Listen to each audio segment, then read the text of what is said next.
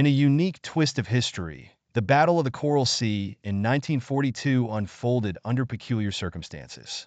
Instead of Hitler and the Nazis, it was King Kong who threatened the world. The imposing figure of King Kong had somehow commandeered a fleet, aiming to assert his dominion over the Pacific region. Nations that were originally part of the Allied forces in real history found themselves scrambling to comprehend this unprecedented threat. The mighty ape's presence disrupted the wartime dynamics, adding an unpredictable layer to the conflict. The Allied forces, comprising the United States and Australia, recognized the potential havoc that King Kong could wreak not only on land, but also through his aerial ambitions. Instead of aircraft carriers mobbed with human pilots, Kong's fleet was teeming with peculiar creatures he had brought from Skull Island. Faced with this bizarre adversary, Admiral Frank J. Fletcher and his fellow commanders devised a strategy that leveraged their naval strength. The battle itself took place between May 4th and 8th, 1942, in the swirling waters of the Coral Sea. The stakes were tremendous. Control over strategic sea lanes vital for both military and resource movements within the Pacific theater. As the encounter commenced, the atmosphere was electric with tension. The Allied forces launched their planes, which soared courageously through the skies, attempting to subdue the terrifying power of King Kong's exotic fleet.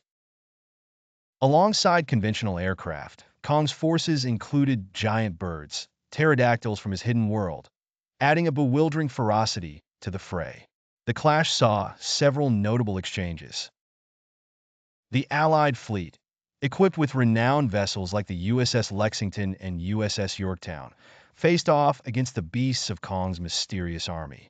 It was a battle of tactics, bravery, and some peculiar improvisation.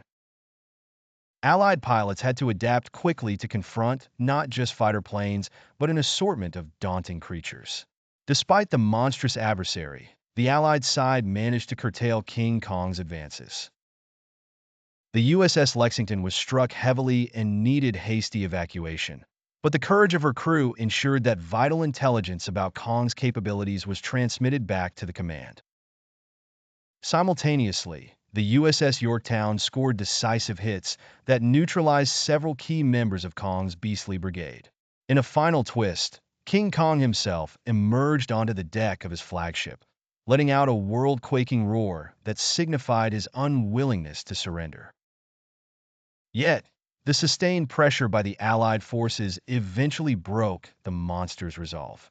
In a climatic showdown, a band of specially trained Marines, skilled climbers among them, leapt onto Kong's vessel. They succeeded in drawing Kong's attention away, enabling their fleet to deliver the final, decisive blows. While the colossal ape could not be captured, the Allied forces successfully dismantled the threats he had promised. The Battle of the Coral Sea became a legendary naval engagement, not only as the first action where aircraft carriers engaged each other, but as an unimaginable spectacle where history flirted with fantasy.